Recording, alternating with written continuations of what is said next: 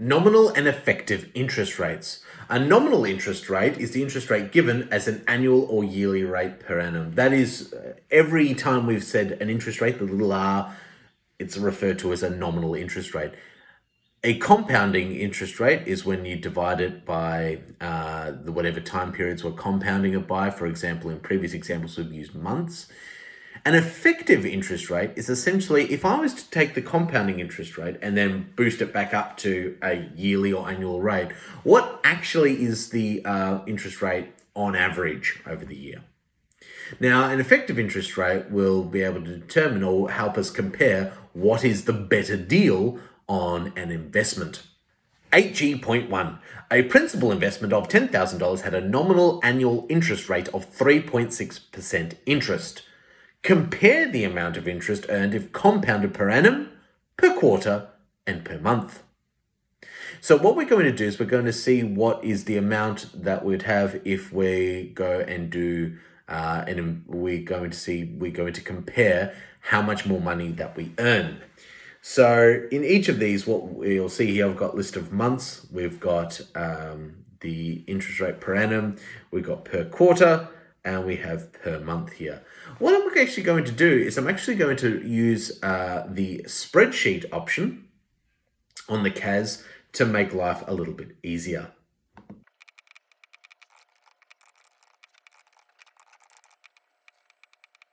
So I've used the CAS and I'm using the spreadsheet option here. So you'll notice there at the top, I've got 3.6% per annum, 0.9% per annum. So you'll notice that at the top, I've got 3.6 PA, 0.9% PQ, and 0.3% PM. So PA means per year, PQ means per quarter, that's 3 months, and PM means per month. Initially, we have $10,000.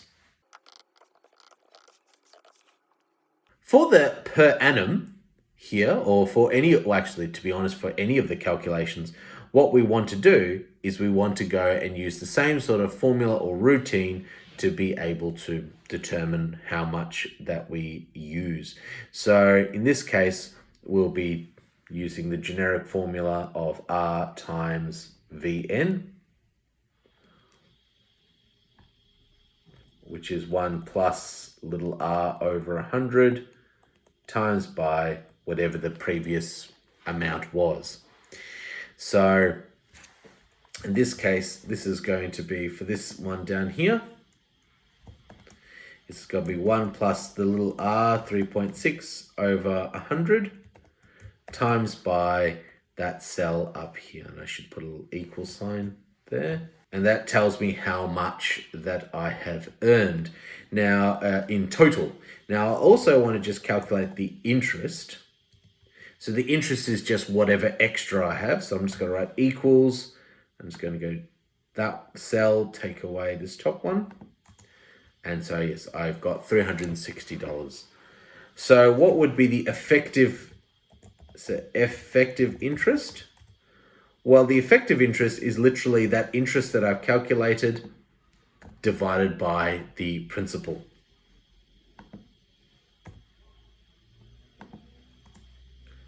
And times by 100. So you can see after 1 year, it should be exactly the same.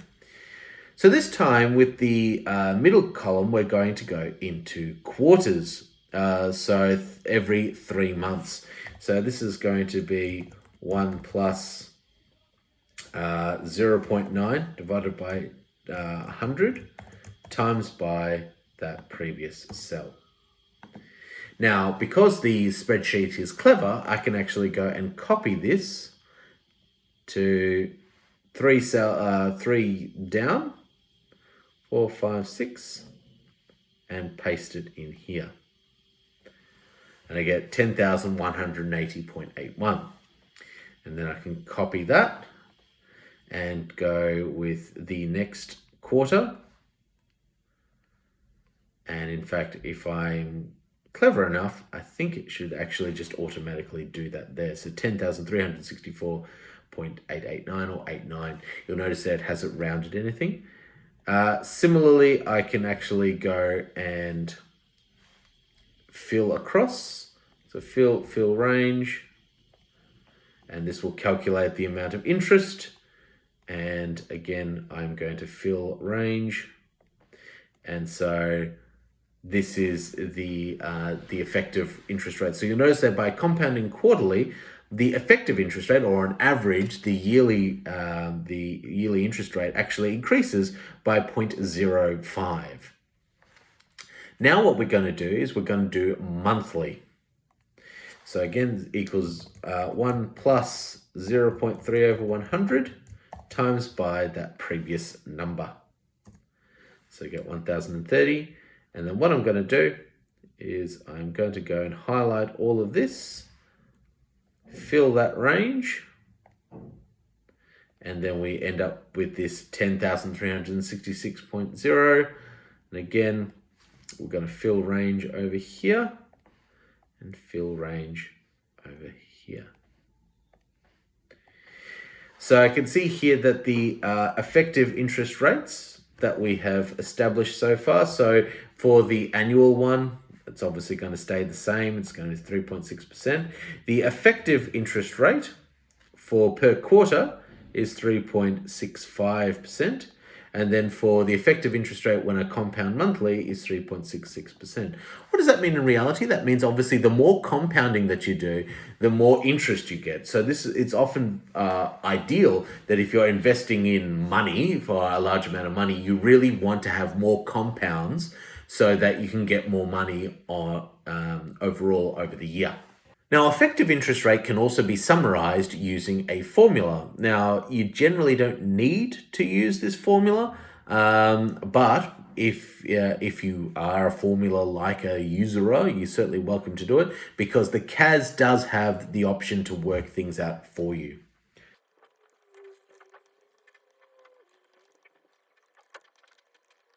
So the formula is, you've got that enormous brackets there, and then little brackets 1 plus R over N over 100. So in other words, that's the capital R, but we're changing the rate depending on the number of compounding periods to the power of N minus 1 times 100. And that can also find the effective interest rate for you.